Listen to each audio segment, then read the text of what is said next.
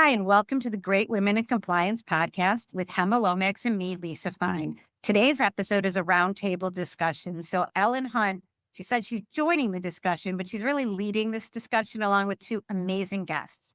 Dr. Pat Harned, who's the CEO of the Compliance and Ethics Initiative, and Carrie Penman, who is the Chief Risk and Compliance Officer at Navex. The topic today is the future of the profession, and I can't think of better group of great women in compliance to tackle this topic as we are launching into 2025. We'll talk about the challenges, the opportunities that lay ahead, as well as some practical steps to build resilience and be prepared for whatever the future may have in store.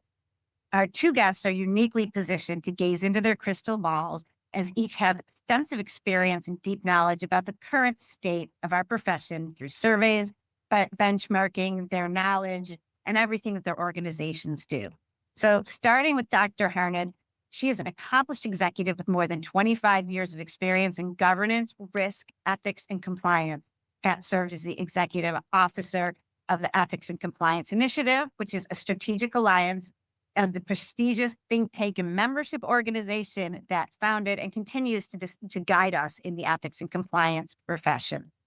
Under Pat's leadership of ECI has developed and leads the GRC industry in defining and certifying excellence in corporate ethics and compliance programs. ECI is renowned for its global business ethics survey, which is a rigorous 30-year longitudinal research study that provides insights and benchmarks on risks and strategies to improve ethical conduct in workplaces around the world. I'd be challenged for anyone who's involved in this field to be not taking a look at that. And if you haven't, you should go download it today. In another way, Pat has a passion for helping companies create opportunities and benefit stakeholders through a strategic and operational commitment to integrity. She is a trusted advisor to numerous directors, CEOs, and C-suite leaders, as well as a mentor to many. She has demonstrated success helping companies strengthen their cultures, particularly with regard to ethical leadership and encouraging the reporting of suspected wrongdoing. She's been featured in a wide range of media publications, including the Washington Post, Wall Street Journal, Forbes magazine, and Variety. She is a multi-year honoree as a top thought leader in trust and an honoree as one of the most influential people in business ethics. With that, I'm going to turn it over to you, Ellen, so that you can talk about Carrie Penman. So over to you. Carrie is one of the earliest ethics officers in the industry, so she deserves the title of being an original OG. She did a stint at what is now ECI, and she's a scientist by training. She developed and directed the first corporate-wide global ethics program at Westinghouse Corporation. Currently, she serves as the Chief Risk and Compliance Officer at Navex, where she leads the company's formal risk assessment management process, and she oversees its internal ethics and compliance activities, employing many of the best practices that Navex recommends to its clients. She has extensive client-facing risk and compliance consulting experience, including more than 15 years as an advisor to boards and executive teams. Most recently, as Navex Senior Vice President of Advisory Services, she's also served as a corporate monitor and an independent consultant for companies with government settlement agreements. Carrie was awarded the inaugural Lifetime Achievement Award for Excellence in Compliance in 2022 by Compliance Week. And in 2027, she received ECI's Carol R. Marshall Award for Innovation in Corporate Ethics for an extensive career in contributing to the advancement of the ethics and compliance field worldwide. Our topic today is the future of the profession. These two women really have a lot to say about this. We thank you and we're honored that you're with us today. So we're starting the new year, and it's time to pause and think about, well, what's the best way to prepare and think about what might be ahead. One of the benefits of getting to know so many chief ethics and compliance officers in their programs is it gives you the ability to spot the trends, and you have insight into what people are doing, what works, and why it works, as well as other information from the multiple surveys and benchmarking activities. So I'm going to start with this question, and I'm going to start with you, Carrie. What do you think is the one thing that makes or breaks the chief ethics and compliance officer and the program kind of now and in the future? Thanks, Ellen, and thank you for the wonderful introduction. It's such a pleasure to be joining Great Women in Compliance. It's such a wonderful podcast. And thank you, Lisa, as well. Really, really honored to be part of this discussion today with my good friend and colleague, Pat, as well.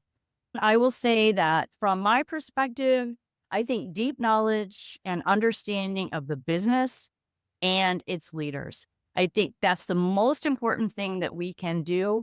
How otherwise can we assist the business with strategy, with understanding risk, with mitigating risk, with identifying trends or potential problems in the organization if we don't understand the business? What do we do? How do we get business? How do we pay for business? How do we operate our businesses?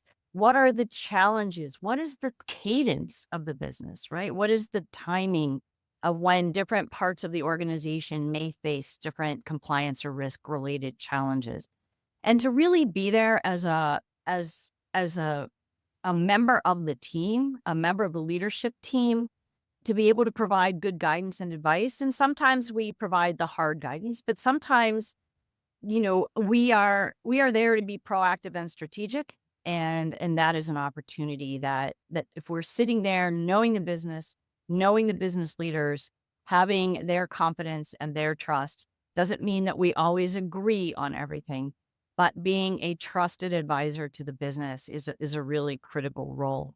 And I might add to it, I would say resilience and curiosity, really, really important to be thinking steps ahead of the business and where it may face risks. Excellent. Thank you, Carrie. Pat, what do you think is the critical element that makes all the difference for a successful chief ethics and compliance officer and their program? Well, first of all, thanks for allowing me to be a part of this podcast. And I'm especially honored to just be able to sit and talk with great women in compliance, the leaders of the field. So thank you for the opportunity.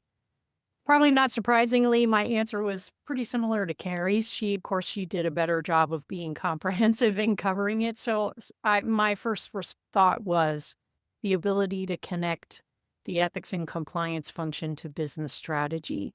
So I'll add a little bit of a different dimension, and that is the qualities of the individual who is the chief ethics and compliance officer.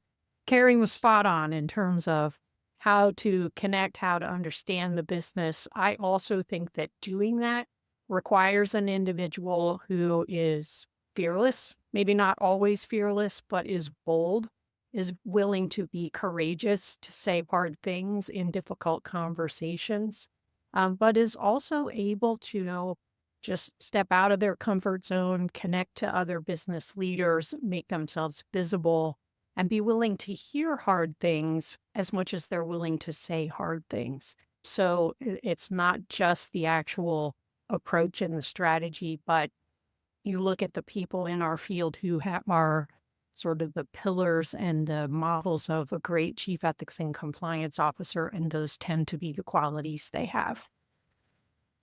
Well, thank you. Now let's go into your crystal ball about some other things. Like we're looking at the future and how do you see the profession changing?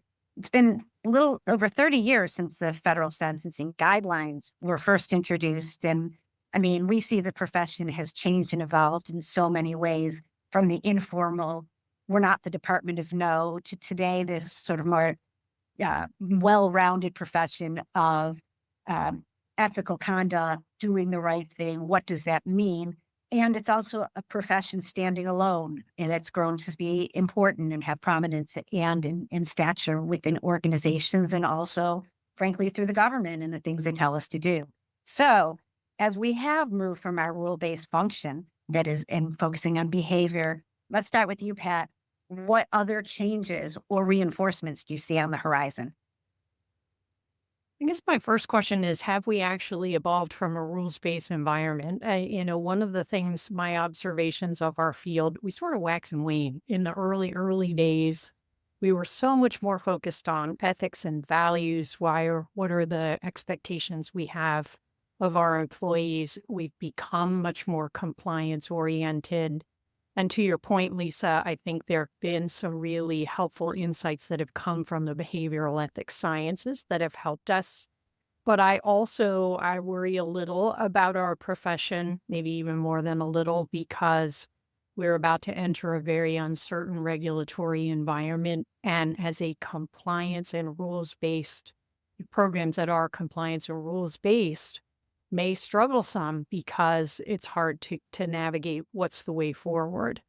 My hope and my expectation is that our field will start to blend the behavioral ethics values portion of what we've done and learned with the compliance function even more than we already have.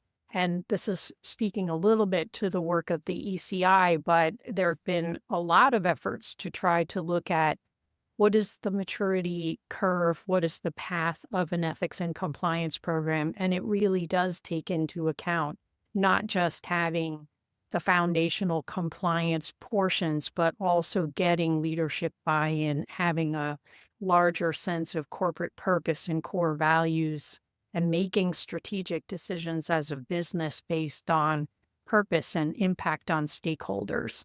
So my hope is that as a profession, we will start to look more at our programs in terms of where are they in the path towards maturity or excellence, and not just sort of do we have the critical elements that we think we need to have. Yeah.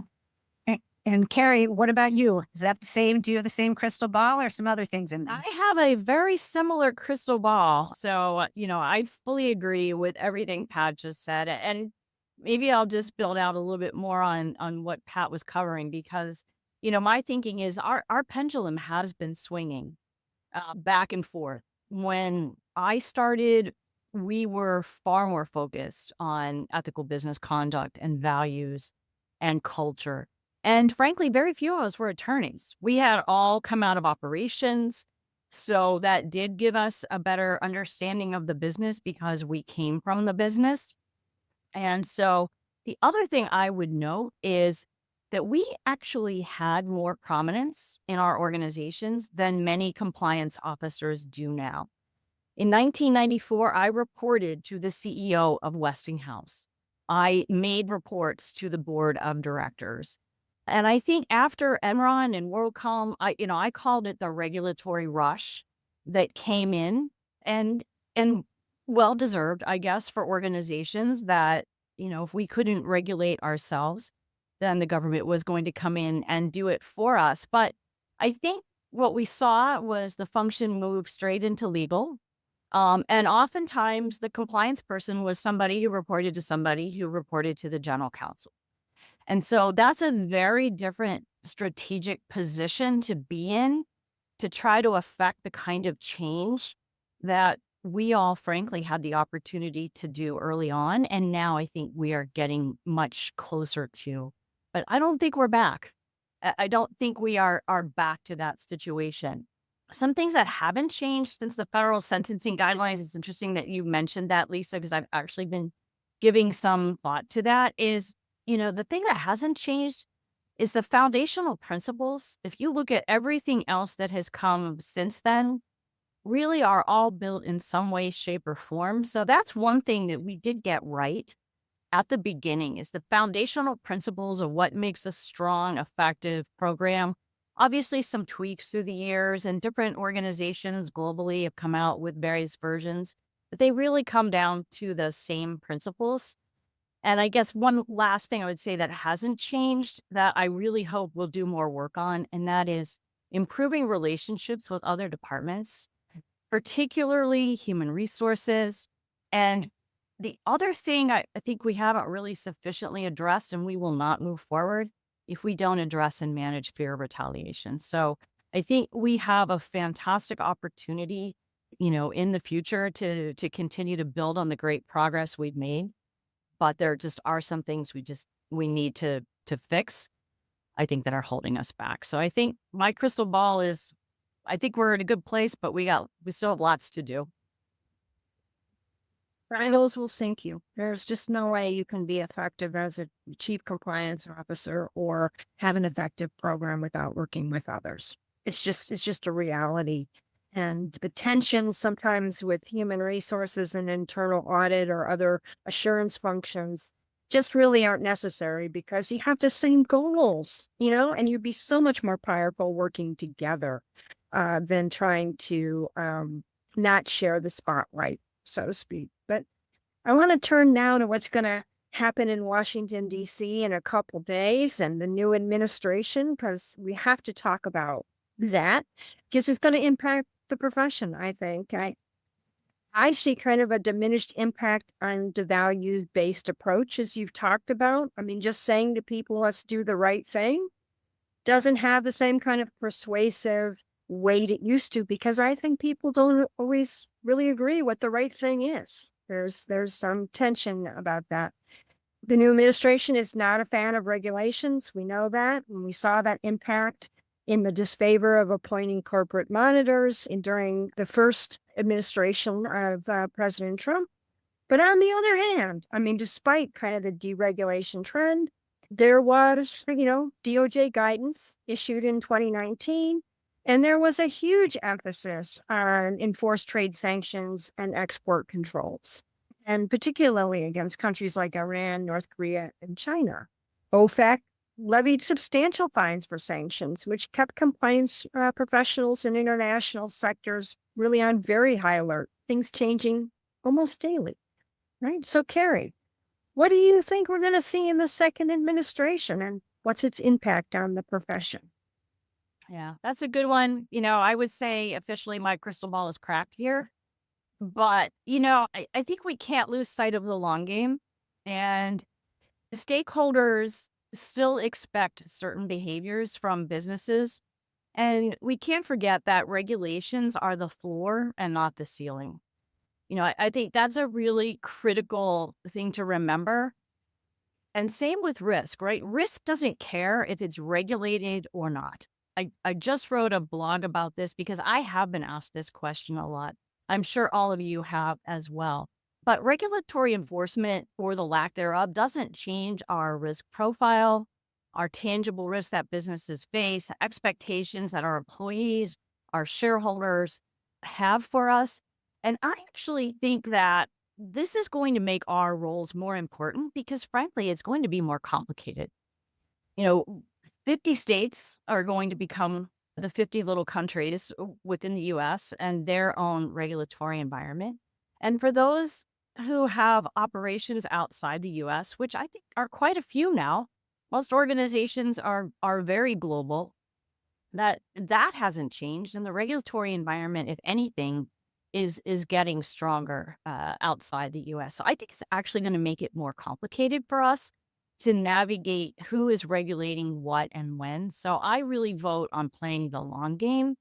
And maybe just one final point, we as a profession have survived multiple administration changes over the 30 years that I've been doing this, different priorities, recessions, trade wars, actual wars, social media, AI now, that has continued to give us great new opportunities to get involved in other things. So I see it as a good opportunity, and frankly, another challenge for us to tackle. We're good. We can do it.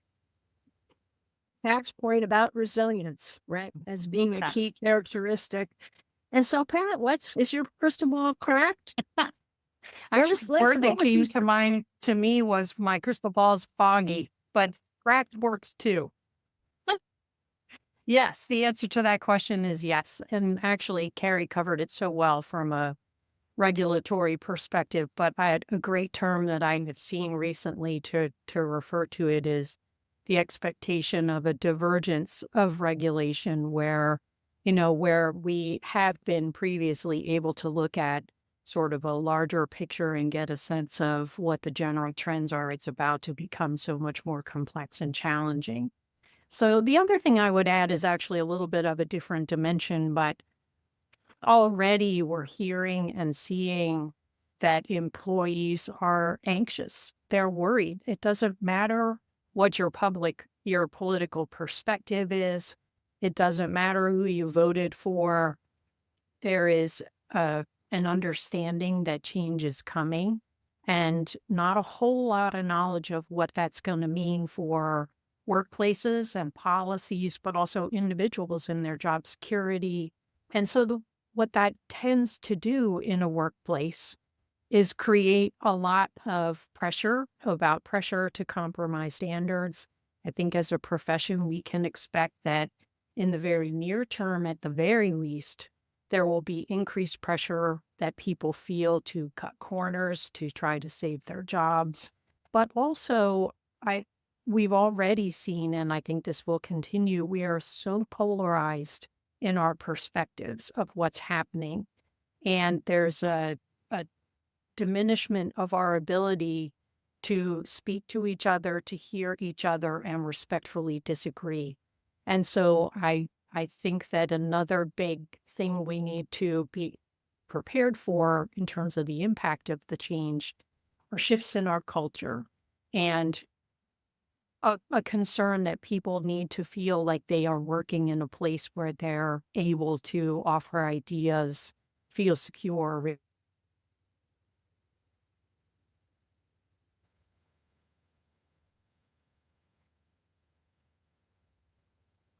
Okay. I guess that actually brings us into a really an interesting point as you're talking. We're talking about the US, and Carrie, you mentioned a minute about the other countries or other regulations. And I mean, I work for a dual listed company in the US and the UK, so it's kind of fascinating to look at that from my standpoint of which laws are applying and how, it comes along even more when we talk about the great divide between ESG and DEI. As the US is becoming more insular, you see at the same time what the EU is doing, other countries, the reporting obligations on companies that are not just in the EU, but US with EU presence.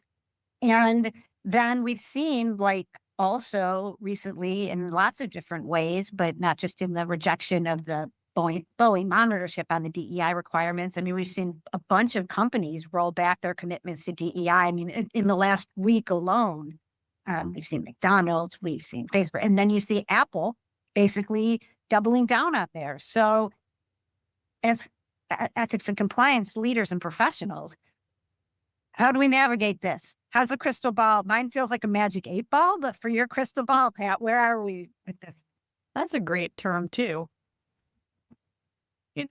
This might be further to what I was just talking about a couple of minutes ago, but it has not been that long ago that we were all talking about ESG and how it was looming large and it was going to affect our profession. And then almost as quickly, the term ESG became very complicated. Companies started to walk back some of their very public commitments. And now we're sort of in this gray area where, while, companies that are finding their way are doing so by thinking about their commitments to sustainability or their commitments on their stakeholders.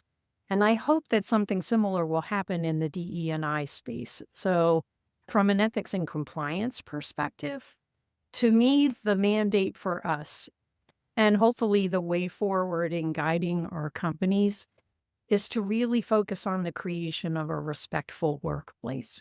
Very few people would argue that they don't want to be respected, that respect between people or respect between functions in a business is not a common goal. It is a common goal. It is almost always a universal value that we all have. So it is not a magic solution to what's happening in DE&I, but to the extent that we can really establish respect as a value by which we expect to operate together, by the way we expect to handle conversations where we disagree, I think we make some strides in helping companies to maintain some of the core commitments that are undergirding the DE&I focus.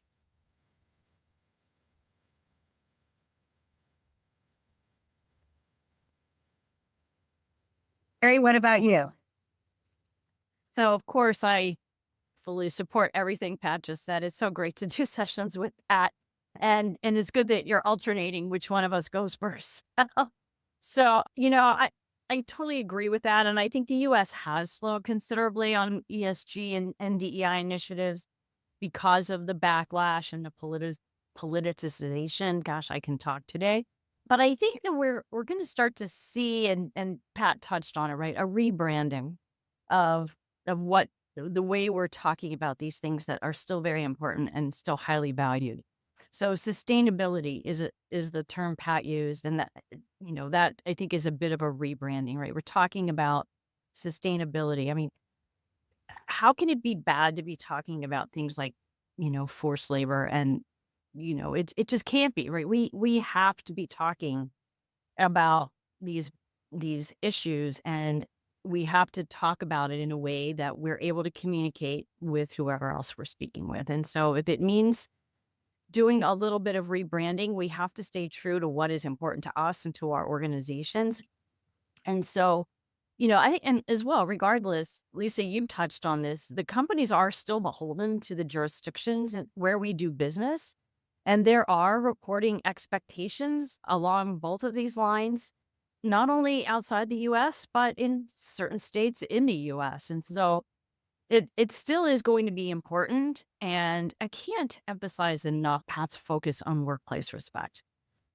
We actually added that as an issue that we track in incident management reporting and in our benchmarking. It's not necessarily harassment or not necessarily discrimination, but sure, it doesn't feel good, right? It's work workplace disrespect is so damaging to a culture. And so, I think in the end, the basis of an ethical culture is still around transparency, accountability, and actions that are taken. And I think sustainability and inclusion, or whatever terminology we're using, require a high level of all three of those. Happened to be looking at the World Economic Forum's risk report just this morning, and inequity and loss of human rights and civil freedoms is higher on the list for this year, but remains on the list 10 years from now. And I think all of these things intersect. And it may not seem like a real cohesive segue, but the next topic is technology and data analytics, because I think we have people who are in fear of their jobs being taken away by a machine. Not new fear, right? We had the Industrial Revolution and all that. But, a day doesn't go by where we don't hear something about AI and, how it should be used in the ethics and compliance field, as well as data analytics, right? I mean, the more monitoring we can do, and monitoring doesn't necessarily mean surveillance, but the more monitoring we can do, the more effective we can be is the theory, right? We have AI agents that can answer your questions about corporate policies now in 80 or 100 different languages. Isn't that great? I mean, that should take away administrative burdens for ethics and compliance staff, as well as bots that can do investigative interviews. I'm not sure how I feel about that one, but so how do you see ethics and compliance professionals adopting and managing these technologies to detect the risk, to automate reporting, to analyze trends? Carrie, what are you seeing? Wow, that's a huge, huge question, Ellen. I'll start. I think we're in a little bit of a chicken and egg process right now, because we know that there is much good that can happen as a result of some of this technology, and there is much harm. And so it is the right thing to do to get our governance structure first in place, or is the right thing to do to start determining what it is we would like to do, how we might use it, how it could be a benefit, and then try to do that. I think it's probably a little bit of both, but as we know, just in general, ethics and compliance people, we tend to fall a little bit in the risk averse category. And so I think that's, that's probably a challenge, I think, even for our businesses, as we ask some of these questions about things like data usage and machine learning and all of those questions that in the end have the potential to give us enormous opportunity to pick out trends earlier, or to look across various investigative reports for something we may have missed, or some potential failure. So I think we'll get there. I think once governance is set and the appropriate guardrails are in place, I think we have so much opportunity in this field to effectively use AI in particular in understanding what's happening in our business. I mean, you think about just the AI that's being applied to financial transactions and catching some of those matters far more quickly than a human could do. So I think, pacing ourselves, understanding the risks, but be really ready for some of the things that we can do here. I'm really excited about our opportunities. But I am also among the risk averse a little. So we have to take it carefully to make sure we don't have the harm outweigh the good. Yeah. And we're joking a bit about being risk adverse. We are risk adverse. And I think, as a profession, we have to embrace change, but we don't like it all that much. I think AI can enhance our effectiveness when it's applied appropriately and take some of those administrative tasks off of our desks to let us interact with our colleagues and our employees in a more meaningful way. That's kind of my take on it. But Pat, what are your thoughts? I agree with what both of you have said. I think there is real potential for our use of AI to do things like we've been talking about, all of the regulation and the shifts that are going to happen. AI can be incredibly useful in helping our profession to just keep track of what's happening, to be able to quickly gauge where have there been shifts.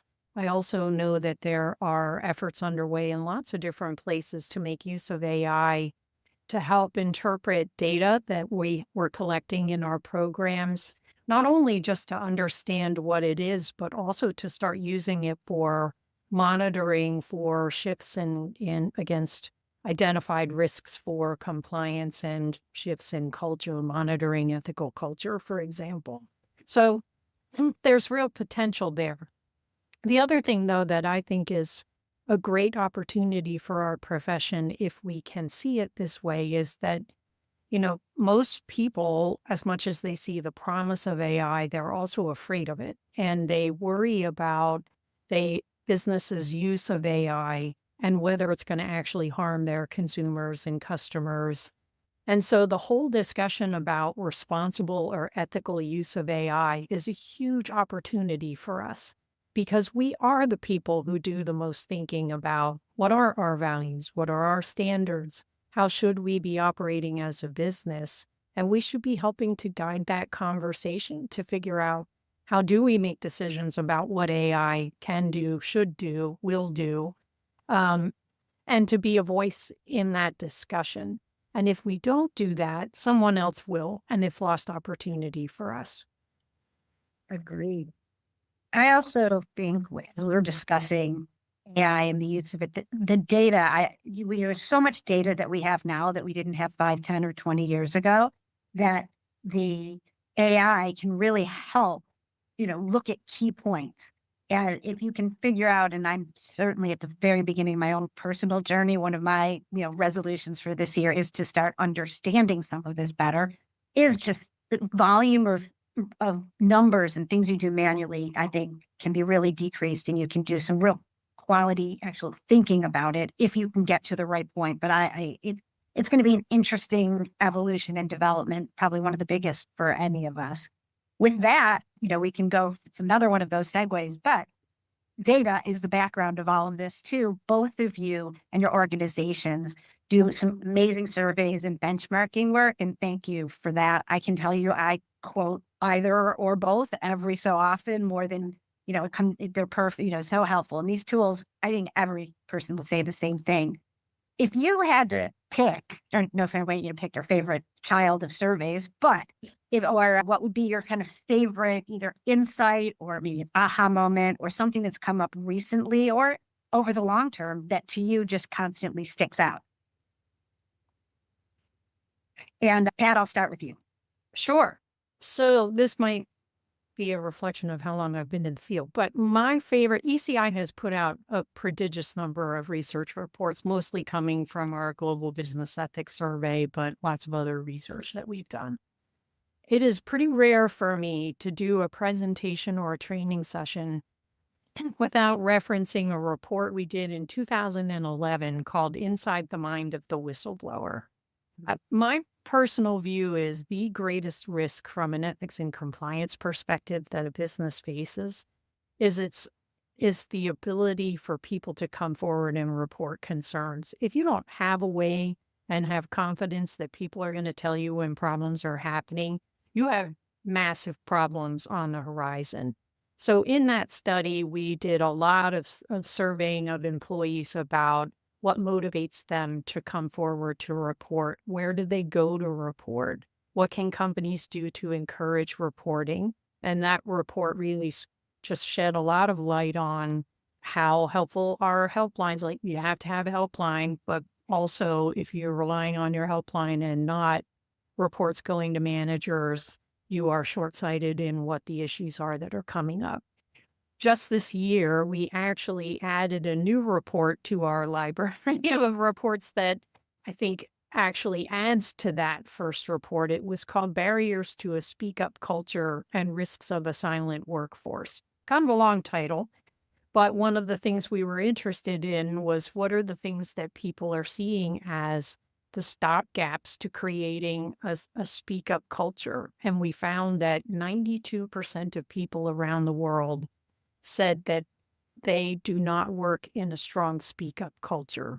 And that is a worrisome thing. So to me, Inside the Mind of the Whistleblower was like the seminal report we put out. We've done a lot of work since then, but the most recent one just sort of pointing out we're not making progress fast enough in creating speak up cultures. Those are the big ones for me. Yeah. Right now is the fact that the fear of retaliation really is like the necessary like handshake to it. And I do think that we often don't think about that as much when you're encouraging speak up.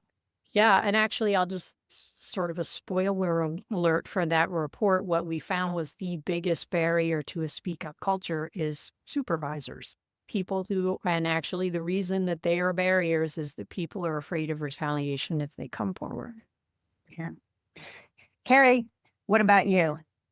All right. Well, this was an interesting one for me. Every year we do two. Well, we do several reports, but one of them we do is the benchmarking of incident management data, hotline data. But we also do a survey of compliance officers globally.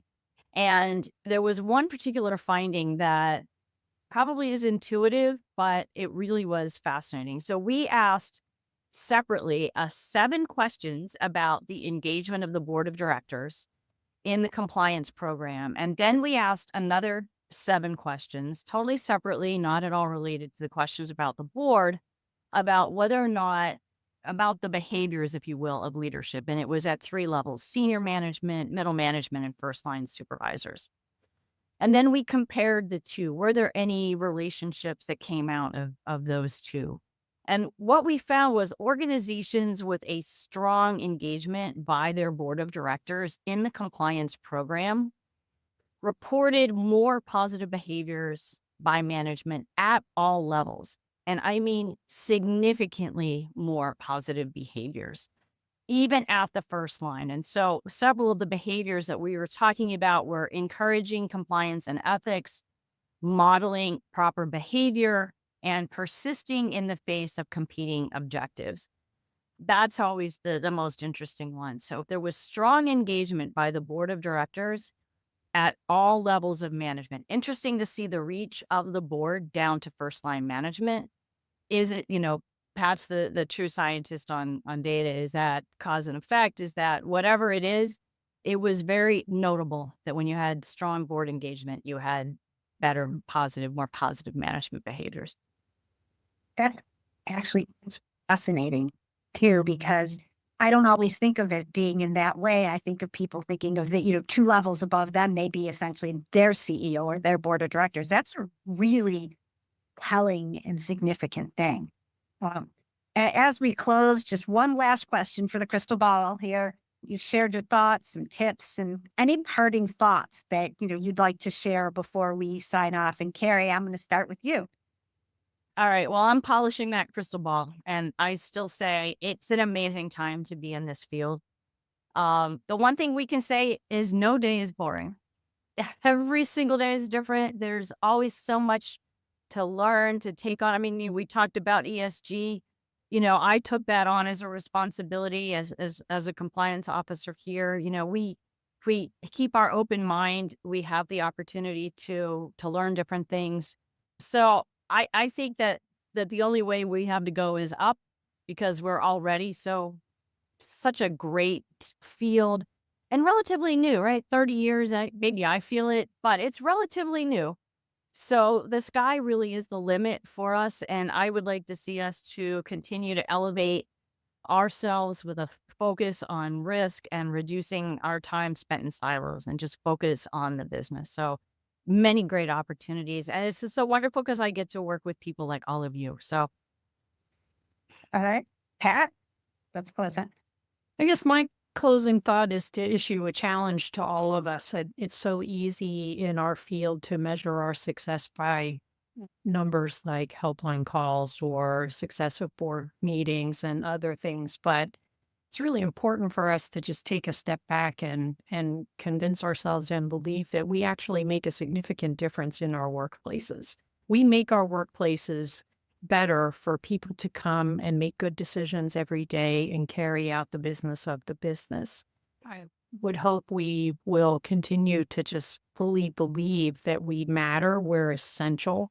And then my last sort of challenge to all of us is that our success really depends on our ability to support each other, to have, it's really critical to have friendships. I value my friendships with all of the folks on this podcast. And we need each other for both idea sharing, for best practice sharing, but also, quite frankly, for friendship, for support, for encouragement, for problem solving. So if folks on this podcast don't have those kinds of networks, I would encourage you to seek them out. There are plenty of places that are doing more and more to try to help us stay connected to each other.